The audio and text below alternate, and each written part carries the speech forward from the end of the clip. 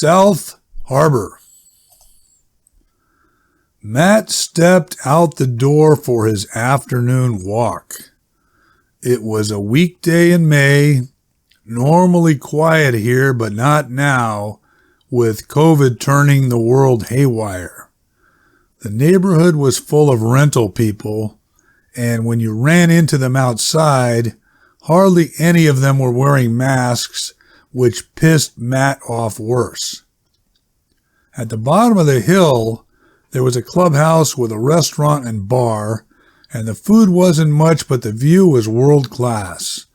Durand Beach right below you, arching toward the head, where different times of year you could see whales migrating between Alaska and Baja. There was a sign on the bluff that informed you this was the longest mammal migration in the world, 11,000 miles round trip, which always blew your mind. And to the left, out the restaurant window, on a reasonably clear day, Point Reyes, also noteworthy as the westernmost tip of land in the continental U.S. So you were in good hands here. Of course, now the virus and all, the restaurant was closed. They tried a takeout thing, but that fell apart quick. Beyond the clubhouse were some tennis courts and a pool and a gate that put you on a zigzag path down to the beach, which is where Matt was headed. But he always liked to check out the scene at the pool first, and you had the typical couple of people swimming laps and a few laying in the sun on the small grass section they had. No interesting bikinis today, which was one upside of the rental idiots taking over the neighborhood. You had more to look at. There was a voice coming from the hot tub area, a penetrating one, and dang, it sure sounded like his high school girlfriend Deena. A long shot, and it had been several years, but it did. The hot tub was designed to sit 3 or 4, but it had about 12 people in it at the moment, and there were beer bottles and wine glasses and, of course, no social distancing. The truth was, Matt wasn't particularly worried about the virus and didn't take many precautions himself, but it was the idea of outsiders coming in, ignoring them, that hit a nerve. At any rate, he got a closer look, and geez, yep, it was Deena in there in the mix. She had a visor, and her hair was up and kind of messy, and the smile was the same, and the laugh especially was the same. So Matt went over and said hi, and she said hi back, trying to keep it nonchalant in front of her friends, and Matt said, "What are you doing here?" Deena got out, and they talked for a minute, and Matt invited her over for a little happy hour, told her bring whoever she wants, and he gave her the address, and they ended it with a half hug, and she said she'd try to make it, and thanks. Wow. The high school thing had ended badly, and he tried to put the moves on her once in college. He was at the JC, and she was at Arizona State, but back for Thanksgiving break, and they had an okay time, but the moves didn't work. Matt got home and checked his inventory and figured there were enough odds and ends that you could maybe grill something if it came to that, and the booze supply was reasonably in place, so bottom line, don't sweat any of it until something happens. But the bell rang at 4:30, and there she was, along with another woman and a guy, and Matt gave it the big smile and waved them in. It was a little awkward at first, Matt announcing that his culinary and hosting skills weren't the greatest, but no one seemed to care, and they got what they needed, and the grilled idea turned into cheese jalapeno poppers from Costco, which everyone gobbled up fine. Deena said, "This is nice. You don't have a wall-to-wall view, but we'd all settle for this." "We would," Deena's friend Becky said. "That's for sure," their friend Bob said. What does one of these run you these days? You don't mind my asking." "I think 8 or 9, Matt said. We got a little lucky there with the timing. Deena, you remember my sister Ellen, right? Not really, she said. Well, we had a great aunt pass away in Salt Lake City. She was better off than anyone thought, and she cut us in on a few bucks. We ended up buying this place, Ellen and me, for $550. Got it, Deena said. So you trade off, or she's here sometimes too? Nah, we tried that. I ended up selling my condo in Santa Clara and bought her out. I overpaid that part, but what are you going to do? So what did she do with the money? Deena said. We're getting a little nosy here, Bob said. No, that's fine, Matt said. Far as I know, she invested in a company that made tow truck parts. Not the vehicle, but the mechanism and shit. Her boyfriend's deal. For the big ones, the friend Becky said, that tow semis? That I wouldn't know, Matt said. My cousin, Becky said, he's a long-haul trucker. He broke down once in Wyoming. With the wind chill, it was 70 below, he said.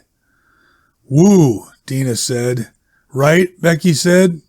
So the tow truck guy saves my cousin, but he has to ride with him a couple hours since this is the middle of nowhere. Anyhow, Jim, by the end, he's convinced the tow driver is certifiably crazy.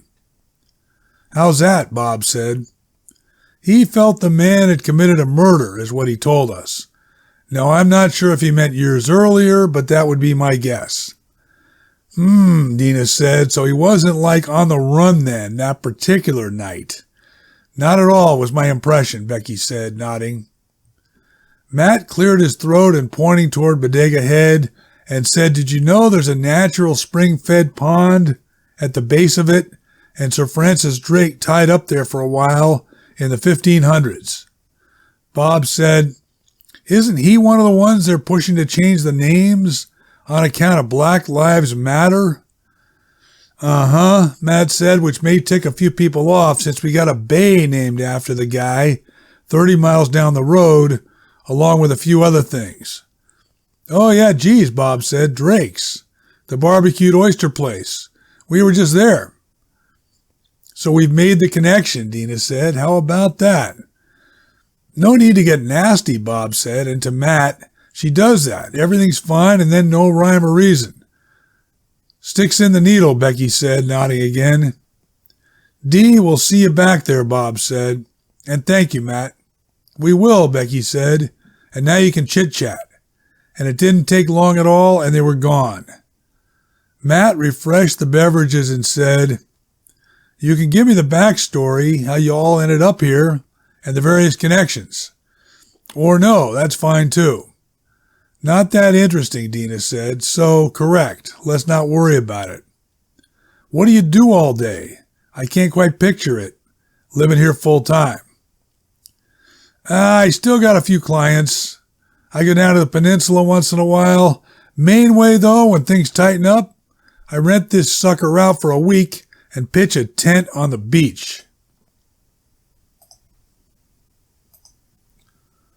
You're kidding. No, not the normal beach. One of the campground ones. Duran, West Side, Sonoma Dunes. That one gets dang windy, of course, but the point being, it's a small sacrifice to rake in a couple grand when you need it. Have to say, that's fairly ingenious, Matt. Okay, you're overreacting. You can't always find a renter, and sometimes they don't pay you in full, or they latch onto something and complain about it like it wrecked their whole stay. Such as, I had one guy going nuts about the jacuzzi not getting hot enough. He complained to the management company gal that helps me. She gave him 30% back off his week. Even though I set the thing on purpose a little low, since I had someone pass out in it once. Where is it? She said. I didn't even see one. Can we try it? You didn't have enough earlier? I can handle it, she said, and Matt could have been imagining it, but he detected a slight purr in her delivery, and he started to wonder how this was maybe going to work now. The jacuzzi was on a side deck off the downstairs bedroom, and yep, you did have privacy there. There were weathered gray vertical slats that formed the railing, everything tight together, the design allowing you to view the ocean while you put your head back, though you caught just a sliver of that between houses, while not letting the neighbors or whoever see you. Deena said, I'm going to take a shower and then I'll join you. You don't mind? Matt said, be my guest, and she reappeared 5 minutes later, totally nude, and heading toward the sliding door out to the deck. Come on, she said. What are you doing? Matt never liked being naked in public, though this wasn't exactly that, but he felt enough energy in the situation where his manhood wouldn't be too shrunken at the moment, and he stepped out there and slid in next to her. Much better, Deena said, closing her eyes. Don't you agree? Over the railing, Matt could see a guy he knew, out walking his dog. There weren't many cars coming through the neighborhood, certainly no random ones, since there was a little guard hut at the entrance and everyone walked down the street. That's Al, he said, pointing, and Deena opened her eyes like it was a big inconvenience. Shall I invite him to join us? Fine with me, she said. Really? Geez, I was kidding. Funny thing with that guy, though, how you meet someone, you despise them from the get-go, they rub you wrong on every level. Yeah, so you turned it around with Al. Matt said, you know something? I see what those people were getting at, your friends. You jumped to the punchline. Spoil the buildup. Fine.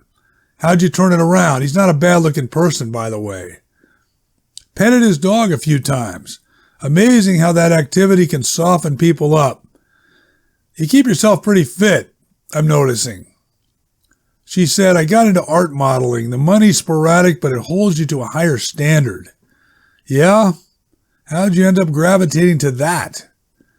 Well, my boyfriend's an artist. You remember I used to paint too, right?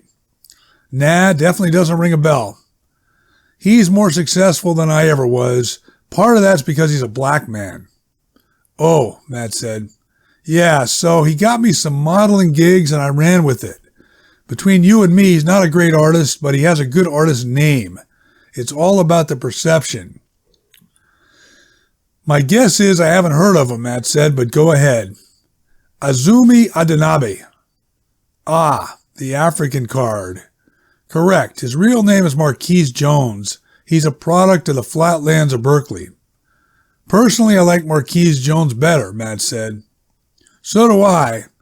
But he's in a gallery in Atlanta and one in Miami, and there's a dealer in Carmel who pushes his work to the Pebble Beach crowd. Matt said, as I think about it, and by the way, how's the temperature in here? Perfect. See, that's what I say, and yet we caved in when the tenant complained. I thought you said your management lady did. You don't miss much. I had a roommate, his girlfriend was an artist, her mom was Japanese, so she grabbed the mom's maiden name as her art name. How'd she do? Not sure. I had a falling out with that guy. He came home in the middle of the night pounding on the door that he lost his keys. He ended up breaking a window to get in. I got stuck with the bill. So you weren't home? No, I was, but I figured why get up? Deena said, I'm picking up a bit of a theme. You have problems with tenants, roommates, whoever.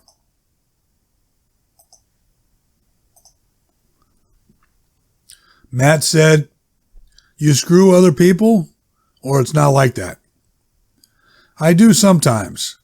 What I was building up to, the art modeling thing sucks.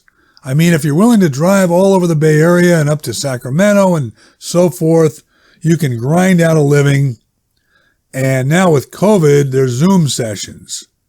But, yeah, so this one artist, nice older guy, he asked if I can send him some custom screenshots he can work from at his own pace. I had no idea how to price them, so I priced them high, and he didn't balk. Nudes, you're talking. Oh, yes. So a little light bulb went on. There's a better way. Matt said, so you shifted gears, and you're more of a photo art model now. Well, that's good. You've carved out a niche. Actually, I evolved a bit further, she said. I make shorts.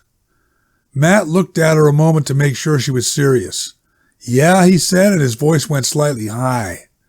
Not what you think, she said. Let's don't get carried away. First of all, I never show my face. And it's not like I'm on a set. It's all private. But you say the money's decent? Matt said, still processing it. The money's great. There's the straight residuals you pick up from Pornhub, but there's also the back end, which I must say can pleasantly surprise the heck out of you. Matt was pretty sure back end wasn't the image he momentarily flashed on, but still, he said, how do you never show your face? I handle it all with my webcam, she said, though I got an upgrade, a Logitech, which I'm glad I did because they're all out of stock now. Have you looked on Amazon? Matt said he hadn't, but he got the gist. You had all the work from home and Zoom type shit gobbling up the electronics. But he asked again about the face. So it's in the angle, she said, and if I err, I edit it out in production. Has anyone, recognized you anyway?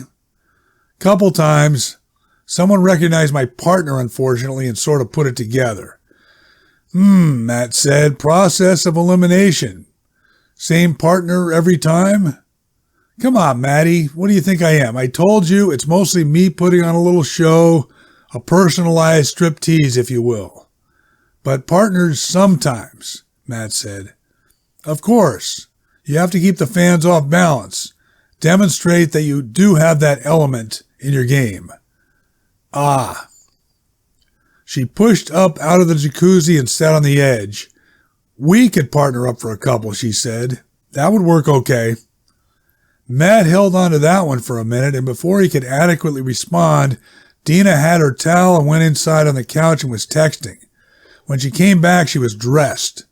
Sorry about that, she said. I forgot to square it with someone from this morning. Matt said, you had a furrowed brow there, whatever it was. You're supposed to relax out here. That's the whole point. Though I'm not seeing that at the moment. Nope. Well, aren't you a raging mastermind, she said, and took off. Matt spotted that guy Al again, coming the other way now with the dog. He called down there with a "What's up?" and Al said, "Not much," and stood there a second, so Matt figured invite him in, and he threw on some sweats and put together a couple martinis. The dog, Biscuit, was very excited to see Matt, happier about it every time, it seemed. He said to Al, "Border Collies I know a little something about." "You don't," Al said, "since she's 3/4 Aussie Shepherd." "Okay, same underlying principle," Matt said. "They need a project. The walk up and down the neighborhood ain't going to cut it long term." "What do you suggest?" Al said. "Don't know. Maybe we can Google up something reasonable for her." "Reasonable for her. You heard that story, right? They leave one in the backyard all day and finally the dog gets frustrated and herds together the patio furniture and wraps the hose around it." Al considered it. "I don't leave her in the backyard much." "Anyhow," Matt said, "you need an olive or something?" "I'm good. Some gal did appear to be flying out of here a couple minutes ago." "You noticed that, huh? She laid a weird trip on me." "You're saying that like it's a novel discovery. That's what they do." Biscuit jumped up on the couch and snuggled in between them. Matt said, "I couldn't get anywhere when it meant something. Now she maybe wants to use me as a vehicle, a tool." "A means to an end," Al said, nodding. "I could tell you stories, my brother." "Yeah, well, she called me a genius for figuring something out. In fact, not even that, just pointing it out, that she looked like a disturbed individual." "Meaning she agreed with you?" "It was like, tell me something I don't already know if you really want to make yourself useful." "Now you're catching on," Al said.